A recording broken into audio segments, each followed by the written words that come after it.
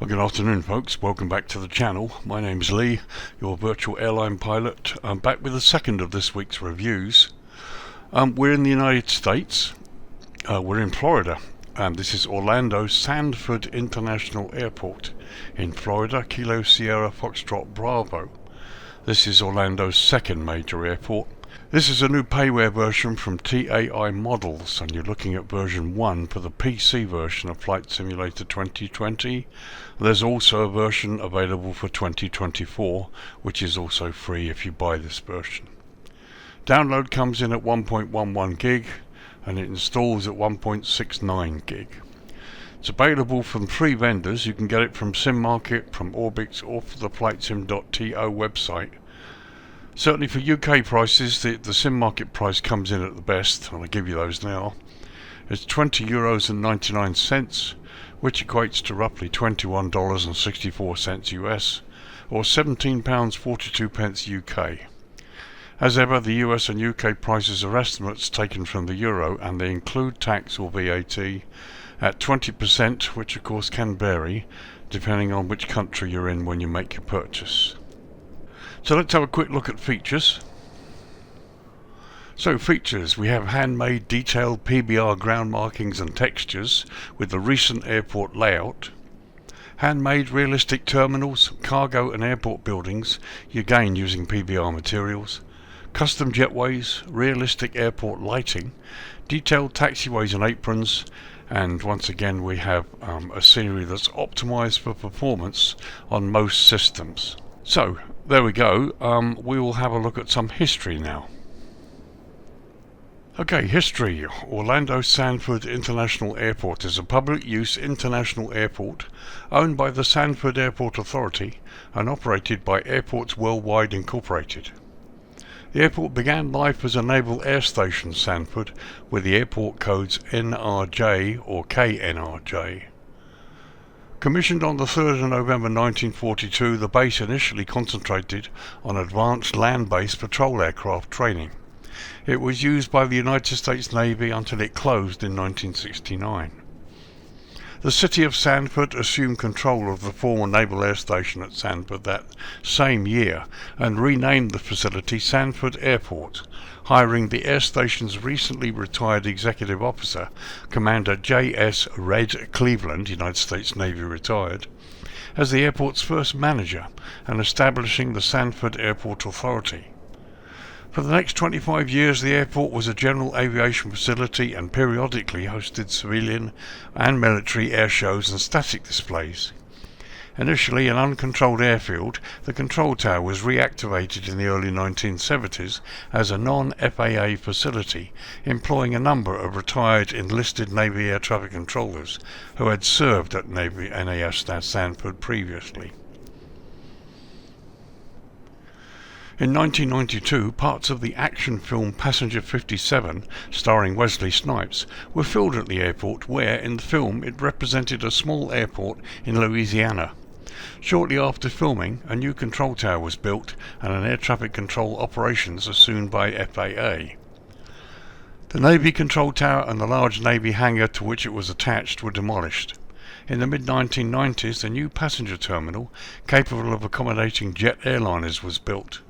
Charter airlines catering to the heavy British tourist demographic that had previously been using Orlando International were offered greatly reduced landing fees at Sanford, and therefore many carriers relocated their operations.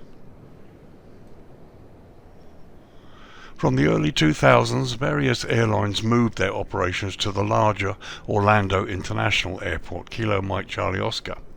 These included Thomas Cook Airlines, Air Tours, JMC Air and My Travel, as well as Iceland Air. In September 2019, Thomas Cook ceased all operations, but Allegiant Air, who moved to Orlando International, later returned to Sanford, largely due to passenger feedback. In November 2019, TUI Airways announced that from 2022 it would switch their Orlando operations from Sanford to Melbourne Orlando International Airport, Kilo Mike Lima Bravo, including the daily flights to and from 8 British airports. This will bring their operations nearer to Port Canaveral, where TUI Cruises will operate from in the coming years. As a package holiday company, this brings passengers closer to their cruises, although it has angered many TUI passengers who fly with the company to visit Orlando for Walt Disney World and Universal Orlando Resort. The dominant runway in use is 09 left, 27 right, the longest of the 4 runways available. And the dominant carrier at the airport is ALLEGIANT AIR, with services to over 30 cities in the United States. So there you are, some history for you. This airport's been around a while, starting out as a naval air station, and for many years the likes of Leisure International, TUI and many other airlines would fly into here, largely because landing fees were a lot cheaper. And upset a lot of people actually, but the airport is still in regular use today by local airline ALLEGIANT AIR. So that was history. Let's have a look at the 4 runways that are available here at this airport. So runways. Orlando Sanford Airport operates 4 runways. Runway 27 right, 09 left is the longest, measuring 11,002 feet or 3,353 meters, and is constructed from asphalt. Next comes runway 1836, measuring 6,002 feet or 1,829 meters, also made from asphalt. After that comes runway 27 left, 09 right, measuring 5,839 feet or 1,780 meters, also made from asphalt. And lastly we have runway 2709 center, measuring just 3,578 feet or 1,091 meters, and this runway made from an asphalt concrete mix. The airport lies at an elevation of just 55 feet or 17 meters and sits within the GMT UTC -5 hours time zone. Now Florida, like many US states, does indeed operate Daylight Saving Time or DST. But with this being January 2025, but with both the UK and Florida currently back up from DST, the country remains, or the airport remains, 5 hours behind the UK. So runway 27 right, 07 left, the longest runway, we're looking down the throat of 27 right now. Features high intensity runway lighting, medium intensity approach lighting system, and precision approach path indicators. On the right side for this runway 27 right, and on the left side at the other end 09 left. We'll look at that in a minute. Approach options, here you have a standard instrument landing system and an RNAV GPS approach option. Now looking at the runway at the moment, we've got the medium intensity runway lighting, the high intensity runway lighting. We've got the medium intensity approach lighting system here. We've also got centerline lighting and runway end identifier lights that are not on the charts, but they're included in the scenery. And as I've said before, I'm not really worried. Anything that gives you a better chance of making a decent safe landing I'm quite happy with. It's when things are missing I start getting a bit bothered. But here we've got the PAPIs on the right side, which is correct for 27 right. So let's have a look down the other end, 09 left. So here we are looking down the throat of runway 09 left, and again we've got the PAPIs, and again they're correct, they're on the left side. And we still have the runway end identifier lights, which again are not on the charts, but they're here in the scenery. The approach lighting is correct, and you also have this blast pad here, which again is on the charts. So as I've said, you've got standard instrument landing system and an RNAV GPS approach option at both ends of this runway. Okay, so let's go look at runway 1836. So here we are looking down the throat of runway 3618 or 1836, and you have medium intensity runway lighting, not quite as bright as the other one there. Runway end identifier lights exist on this runway and they're in the scenery here. And precision approach path indicators on the left side, and that's correct as well. So for this runway, approach options, you have RNAV GPS approach option only, no instrument landing system. Let's quickly check the other end, runway 18. So here we are looking down the throat of runway 18, and once again all correct. You've got the runway end identifier lighting system here, Pappies are on the left side as per the charts. And again, we have RNAV approach option only for this end of the runway. So now let's look at 09 right 27 left. So here we are looking down the runway to 09 right 27 left. We're looking at the 27 left end here, which features high intensity runway lighting, medium intensity approach lighting system, runway end identifier lights, and Pappies on the left side. So we have the Pappies on the left. We don't appear to have the runway end identifier lights. Let's just get a little lower. Okay, no, we don't. We certainly don't have any approach lighting. Okay, so the approach lighting system, the MASLAR system, is at the other end, 09 right only. So for here then, this is pretty much correct, except that the runway end identifier lights are missing. But the Pappies are correct. You've also got the addition of a centerline lighting, which again isn't on the charts. So let's check out the other end, 09 right. So here we are looking down the throat of runway 09 right, and it does indeed have the approach lighting, medium intensity approach lighting system here. And once again, runway end identifier lights are missing, but the Pappies are correct, they're on the left side. But as I said, you've got the addition of the centerline here, you have the full runway lighting, and the approach lighting system helps as well. So for this runway, for 9 right, you have a standard instrument landing system and an RNAV GPS approach option. For the other end, 27 left, you only have the RNAV GPS approach option only. Okay, so let's check out runway 27 center, 2709 center. Okay, so here we are looking down the throat of runway 27 center and 09 centers at the other end. So for this runway, you have medium intensity runway lighting and precision approach path indicators on the left side, and here you can see we've got the short Pappies where you're missing the third one. So this would be one red, one white for the correct glide path. The runway and identifier lighting system is at the other end, 09 center. We'll have a look at that in a minute. Again, you've got a centerline light here, which is not shown on the charts, but you do have this approach pad here. So let's go and have a look at the other end. So here we are looking down the throat of runway 09 center, the other end, and here you can see again Pappies on the left as per the chart, and again we've got the 2 type here, and you've got runway end identifier lights that are flashing. I just saw them a moment ago, can't see them now. I wonder why that is. Let's go a little closer. There we are.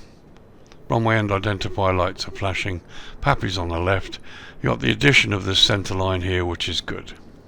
There are no published instrument approaches on this runway, so I guess really it's visual only. It's not a long runway, but yeah, visual approaches only here really. No published instrument approaches at all.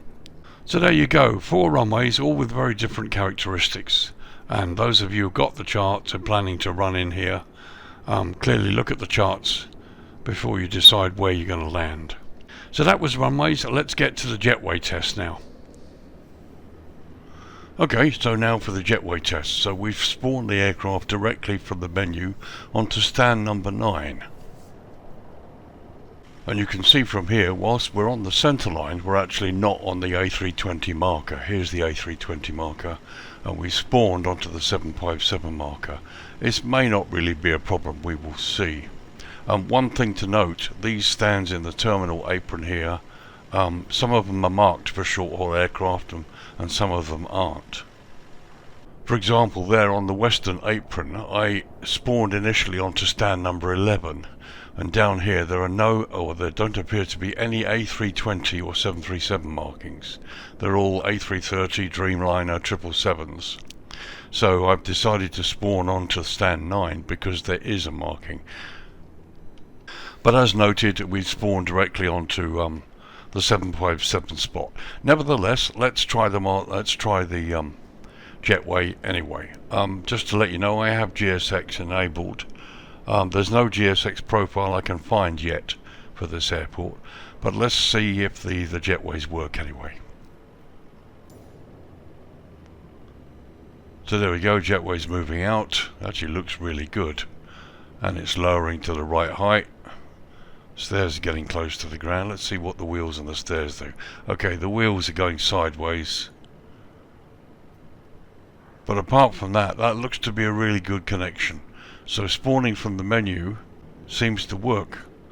It would be interesting to actually pull in, having landed here, and stop on the 320 mark and see whether the Jetway actually reaches the aircraft. Let's have a closer look.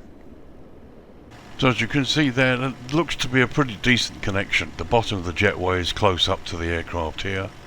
The hood may have gone through, it may not. It's difficult to see on this side, but it looks pretty good.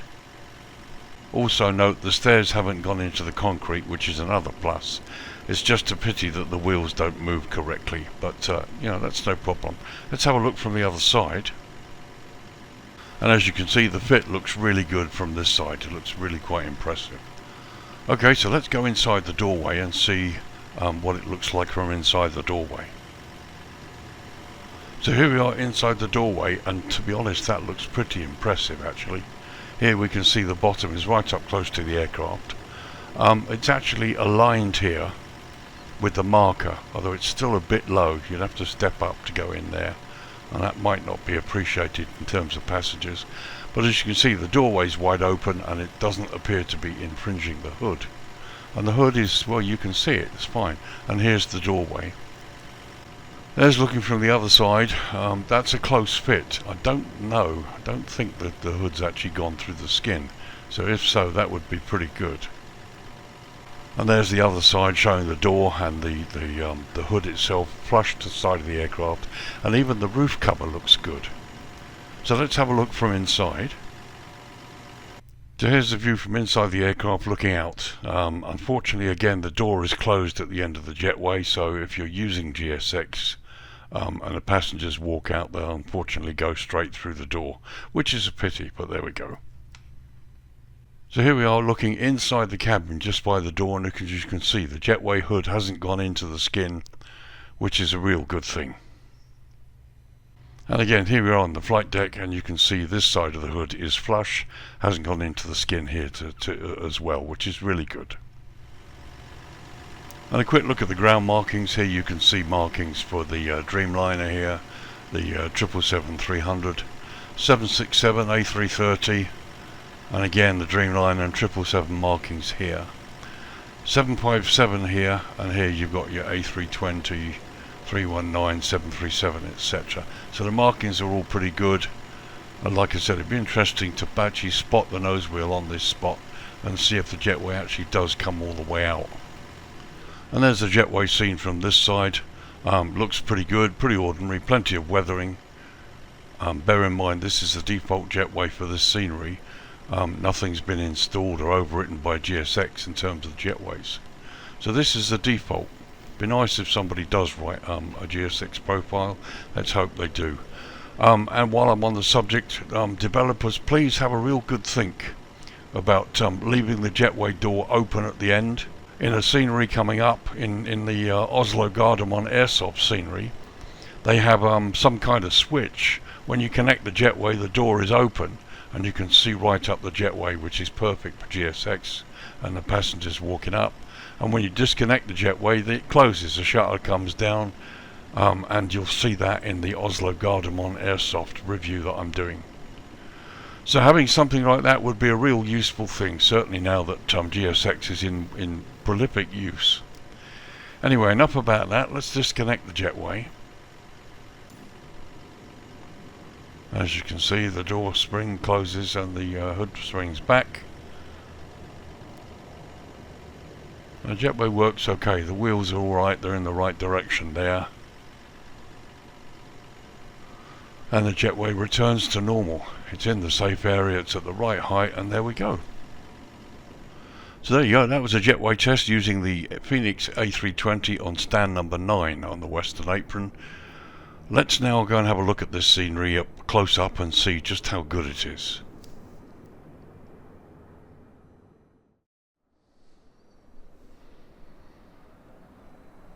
Okay, welcome back. So we will start the tour from the very edge of the scenery. What you're looking at is the airport here in the distance, and the default terrain here in front of us, where you can see various little anomalies like the trees and stuff here. But I thought it would be useful to go right across here, across the air side of the main terminal complex, and have a look at the bits and pieces at the very far end. Then we'll have a look at what's here on the north side, and then look at landside during the day.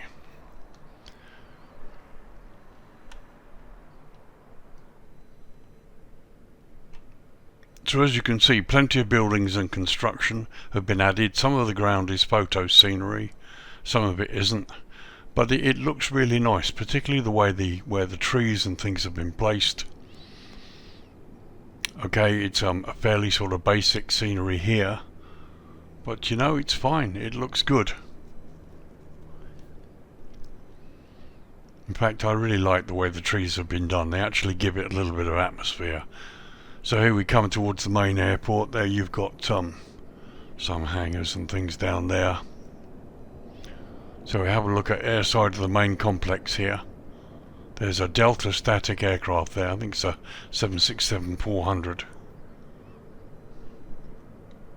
So here we come to the main terminal area. As you see, we did the Jetway test. The Jetways work. No specific GSX profile for this airport yet, but I've no doubt that it'll come at some point. But it looks quite nice. Taxiways are all properly done. In fact, let's have a little look at the control tower while we're here. So there's the tower as it is seen from this side. Looks perfectly acceptable. Let's see if there's any internal development. So as you can see, the inside of the tower has been modelled quite nicely. Again, it's fairly basic, no controllers unfortunately, but no, it looks fine. There's a view looking in the other direction. You can see across the airport terminal there. So as we continue east, we come up to this area here. The ground markings are excellent. The runways, taxiways, markings and the debris and bits and pieces all look pretty acceptable. This looks like the fire station. A couple of fire trucks there. Some static aircraft, DHL, a DC-10 over there too, and Allegiant aircraft. Of course, this airport is served by Allegiant. More ground parking and hangars.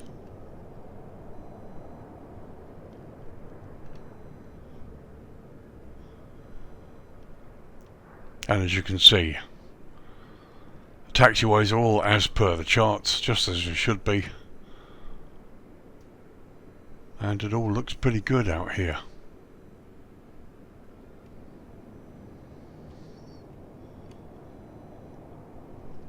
And we come to this little area at the very eastern end of the airport. I mean, I like the fact that these things are done. They actually include parts of the airport right on the very boundary that nobody probably is really interested in, but they're there, and to me that's a complete scenery. So now we come across and have a look at this area on the northeast part of the airport. Huge car park and various buildings.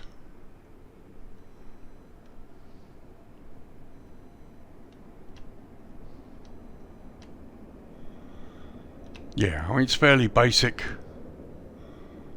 I mean, this isn't a top scenery, but you know, it's from what I can see, it's the first really half decent version of this airport that's come out. And as you see, the foliage placement is excellent.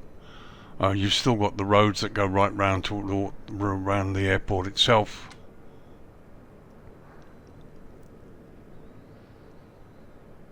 So now we're coming up on these hangars on the northern part of the airport, and a number of open hangars there for you to use, general aviation and so on. You know, again, all pretty basic, but they're there and they're done and they look fine. They look perfectly acceptable.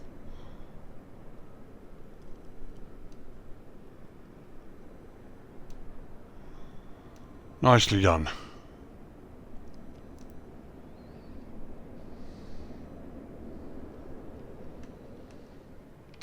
Okay, so let's have a look landside now, again going west to east.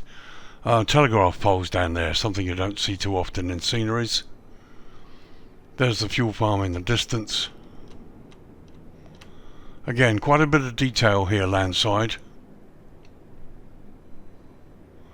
Some photo ground, nothing terribly detailed on the ground. 3D roads there. Again, you've got this huge parking area here, more buildings and hangars.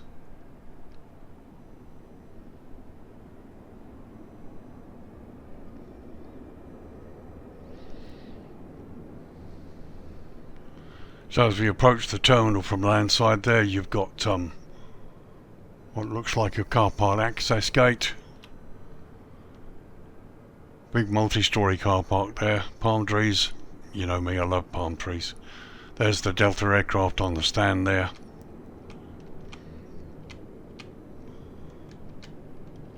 It all looks pretty nice here. And we've got people as well, which looks good. To slow this down a little bit. Some very nice detail here landside of the terminal. In fact, it's of a higher quality than the rest of the airport. Signage is good, got a couple of taxis there.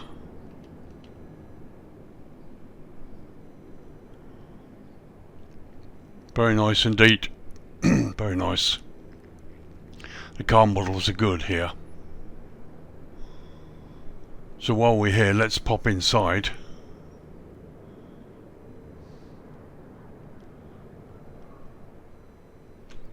So here we are, arrivals end, you've got the baggage reclaim there. And more reclaim units there. One or two animated and static people, which is good.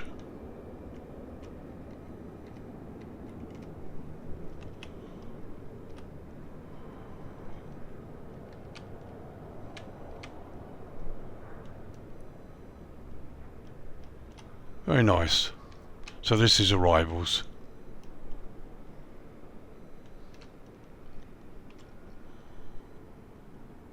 Let's have a look at the arrival boards, see how detailed they are.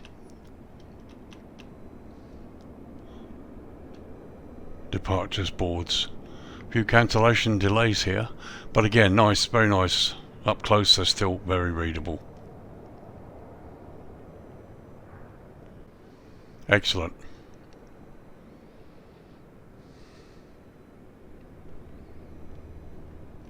So here we are in this end of the building. And this looks nice. The detail is nice. Very nice indeed. Some nice passenger models. Here we got check-in. Again, beautifully done.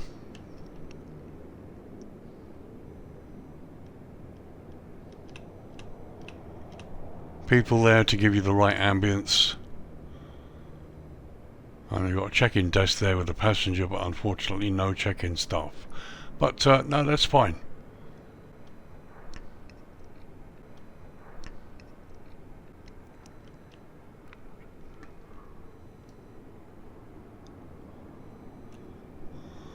It's got a very nice aircraft model there too.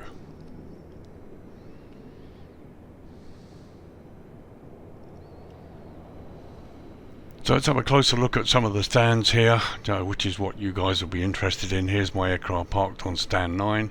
We've seen that the Jetways work. As I said, no GSX profile that I'm aware of yet, but the Jetways do work and they connect to the aircraft. There you can see the fuel connection on the ground there, where the fuel bowser connects. And just a couple of shots here for you to see what it's like on the stand. And it all looks pretty fine, really, nothing to complain about as such. And there's a close look at one of the Jetways. So here's a look across some of the other stands here that are empty. Let's go inside the terminal airside and see if there's any development. Okay, so no internal development airside from here. So let's go inside here, see if there's any airside development. And yeah, we've got a couple of people here. And as you can see, it carries on all the way around there, so it's like a long airside lounge, so to speak.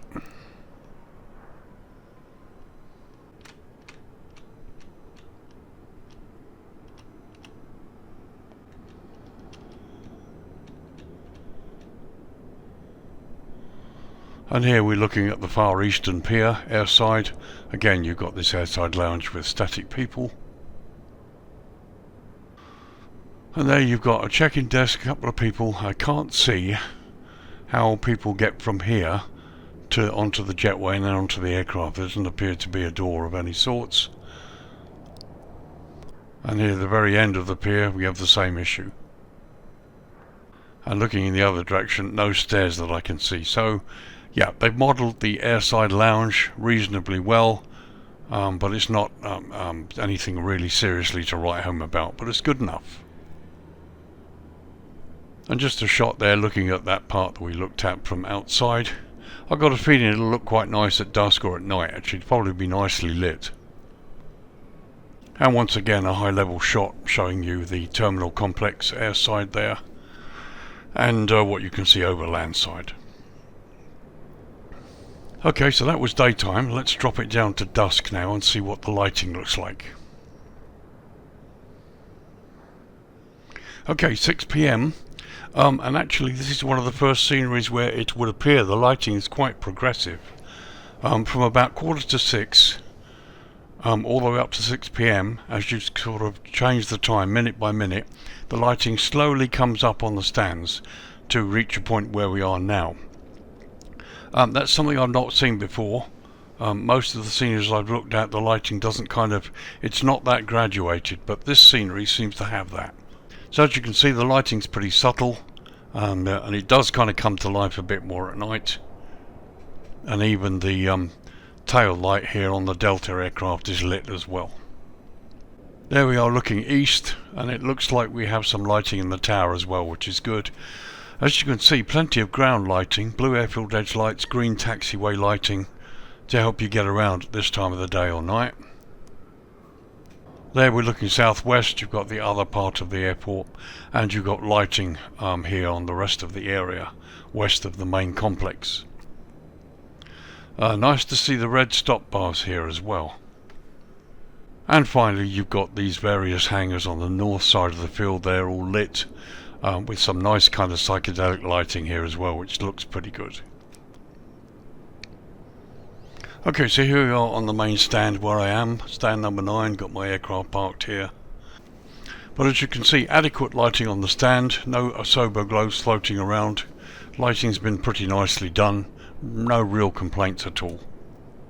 So here you can see some of the taxiway lighting, it's green strobe lights, and you've got the entry signs there to one of the runways 9 centre this time. So there you can see, looking back at the stand, you'd come along the taxiway and then turn off following the green lights, and then you use your nose gear light to actually go into the stand. And just another look here at some of the taxiway signage. Ground markings are excellent, no complaints there at all. And as you can see from this shot, really no problems at all with the way this is. I mean, the lighting's fine. Nothing floating around that shouldn't be there, and the ground markings are good too. Well, it looks like I still have a strobe problem, but something I'll have to sort out later. But here's the view from the flight deck, just looking out through the main flight deck where I've got the lights turned on. This is what you'll see when you park up at dusk. And looking through the captain's window, and looking through the first officer's window. And a quick passenger view look there on the left side and on the right side.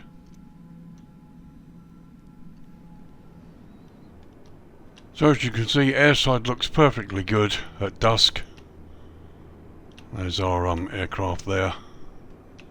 As you can see, plenty of other hangars and lighting and parking here.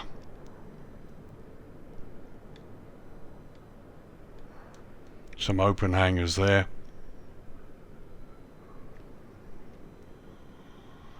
Here's the fuel farm.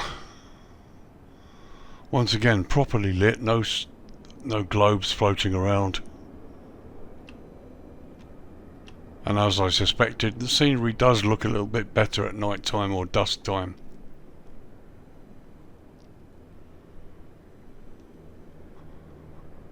And also here you can see you've got this additional hangar complex with a taxiway there. Probably just big enough for you to take a small aircraft and park it up there. Okay, so let's head along out landside now and have a look and see how it looks here. The car park looks nice. Again, I can't see any asobo glows floating around, so kudos for that, guys.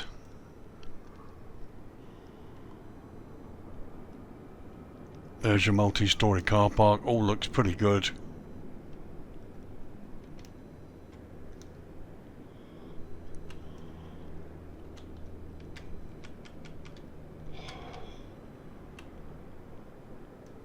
There we are, passing down the terminal.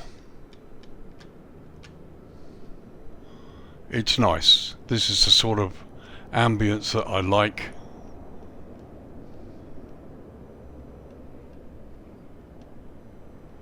It's a nice scenery.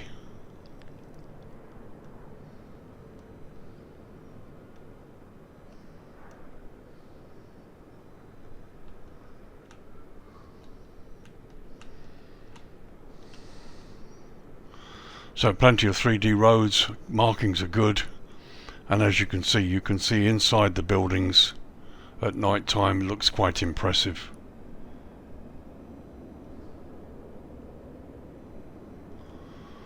So let's have a look at the control tower, which is also lit and appears to be lit inside. Let's have a look.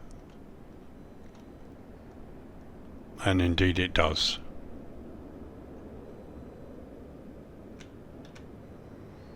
Very nice. It's a bit bright such you can't see outside, but no problem there.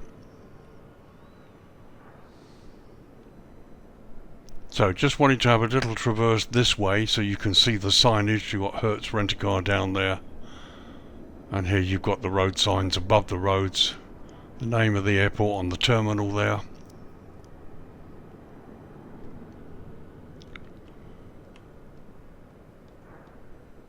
And it's nice, it really is. So here you've got the car parks, presumably for the rental companies, I think.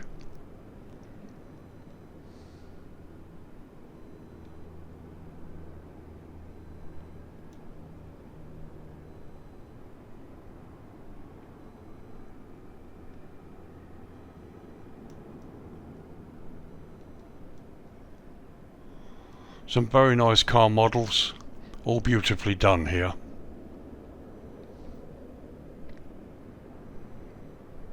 Alamo was always a favourite of mine.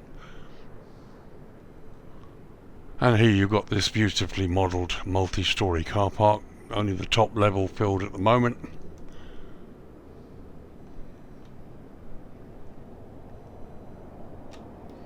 But as you can see, all looks pretty good really.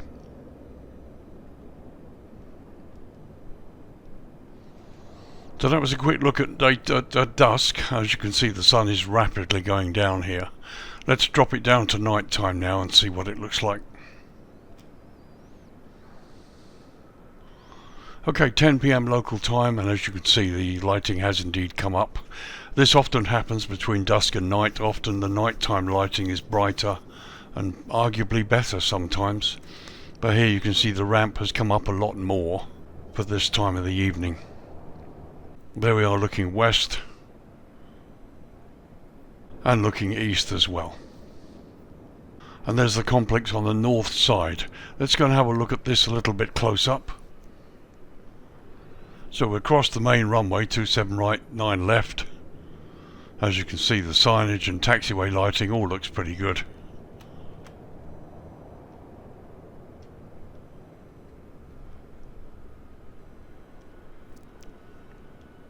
So you've got plenty of open hangars here. I mean, the lighting is lovely, to be honest. I like this kind of stuff.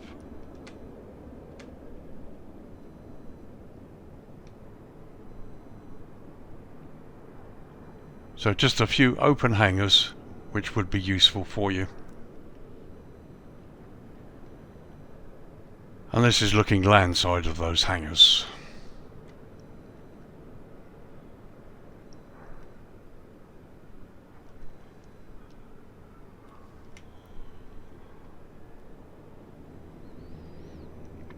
And you got this other hangar here.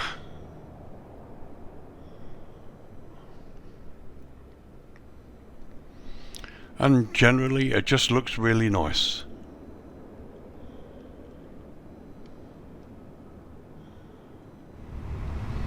And once again, a quick view from the flight deck, just looking across the first officer's window. Not an awful lot of difference, but yeah, it looks perfectly okay. And there's the captain's side. So as you can see, lighting is really quite good here, especially at night time here as we come across back to the main terminal area.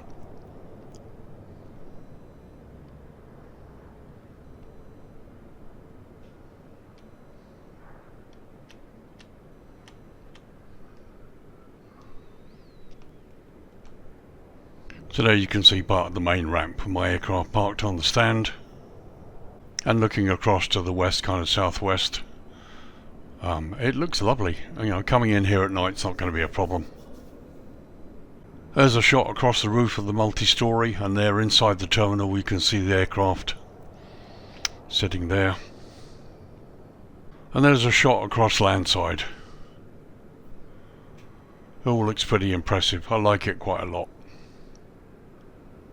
So a couple of quick shots inside the terminal landside. Here's this aircraft. I think it might be a Liberator. I'm not well up on my military aircraft, but anyway, very nice model. And here's check-in. I mean, it's all a bit bright here, but then I think probably it's bright enough so that when you look in from outside it's acceptable. It looks lovely. It looks more than acceptable here. And here's another plus, right up close to the departures board, and you can read everything, even up this close.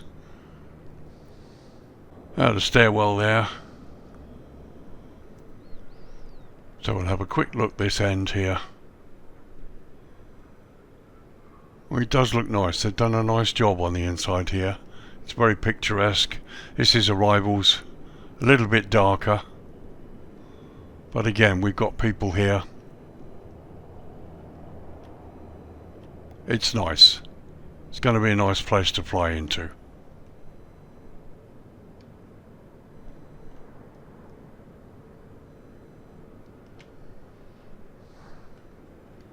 So while we're here, let's just have a quick look at this area where you've got these aircraft parked.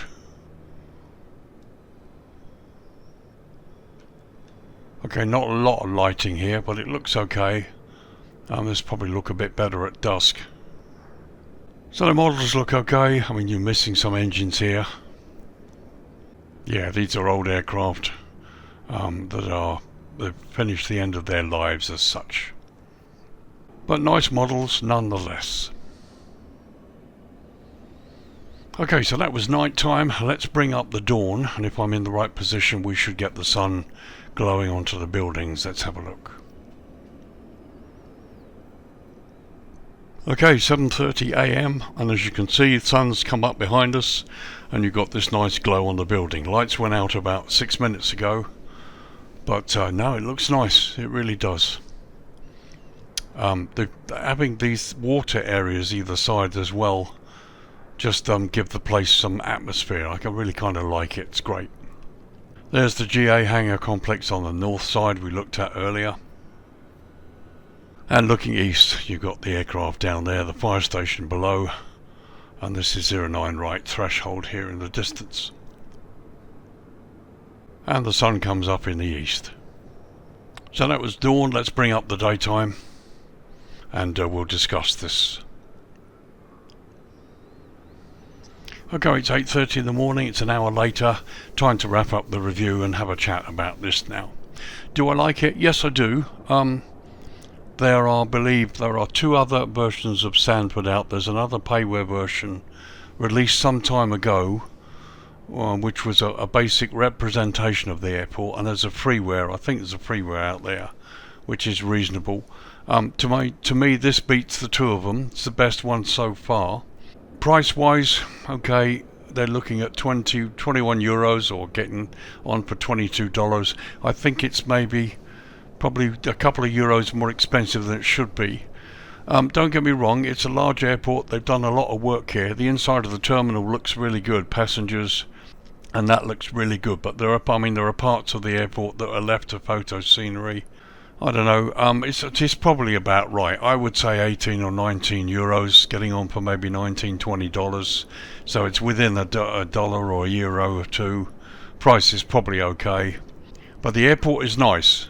I like the fact that it blends in really well here with the local terrain. If you look at the edges where the default starts and the scenery comes in, the blending is really good. The ground and grass modelling here is excellent. The texturing is very, very good. No complaints about the runways and taxiways. The markings there are excellent, especially at night and dusk. The parking area here by the terminal, airside, is okay. There's nothing to write home about. It's everything you need, but no more detailed than that. But you know, it's nice, and it is nice to have people scattered here and there to bring the airport to life a bit. It does look better at dusk and at night time, but there's everything here that you will need as a pilot coming in here. And certainly this airport is also ripe for improvement. There are more things that they could do. GSX Pro works quite acceptably, as you've seen during the Jetway test. But yeah, I mean, if somebody did a profile here, you'd get your wing walkers and everything else. But no, I think it's quite nice. It's probably about the right price. We're only talking 1 or 2 euros in it, maybe. But I really quite like it. I think it's the best version of SANDFORD out here so far. There are things that could be done to improve this even further, depending on the developer's skill set. But no, it's nice, and I particularly like the way it looks at dusk and night time. Do I recommend it? Yeah, I do. Even at the price it is, I think, as I said, I think the price is round about right. Remember, those prices include tax or VAT at 20%. I think the tax is a bit cheaper in the United States, so you might even get it for a bit less. But to me, it's the best version of SANDFORD out there. It's a very nicely modelled airport, and it's nice to see it come out at last. There's so much heaped on Orlando International. It's nice to see this the state's second most important airport come out as well. So there you are, folks. It's Orlando SANDFORD International in Florida. Kilo Sierra Foxtrot Bravo. This is a payware version by TAI Models, and this is the release version 1 for the PC. The one we're looking at, obviously Flightsim 2020, there is a version for 2024 which is free when you purchase this version. Downloads at 1.1 gig, installs at 1.7 gig. It's available from a variety of vendors, SimMarket, Orbix and Flightsim.To. SimMarket price includes tax, €20.99, which equates to roughly $21.64 US, or £17.42 UK. As ever, US and UK prices are estimates taken from the euro, and they include tax or VAT at 20%, and this of course could vary depending on which country you're in when you make your purchase. But it's a nice airport, lots of nice features. Some of the things, as I say, not so brilliant, fairly basic. So there's a lot of photo scenery around. But then when you get to the terminal, you know, things look a lot better. Landside looks lovely, and the lighting at dusk and night time is really nice. So there you go. Thanks for watching, folks. That's probably it for this week. I don't know if I'm going to get another video out this week. I don't know. Things are a bit busy, but I am sort of back to normal, as it were. I normally do 2 videos a week, and another bit more if I can. Still waiting on my new PC for the purchase so that I can run Flightsim 2024 and we can have a look at some of their products. In the meantime, thank you for watching. Thanks for joining me. If you've been on the fence about this, I hope this helped you. But yeah, I see nothing really wrong with it at all. It's quite highly recommended, to be honest. And if you're looking for the other version of Orlando Airport, this is the one to get, in my opinion. So thanks for watching. I will see you in the next video. You guys fly safe and take care of yourselves. Bye for now.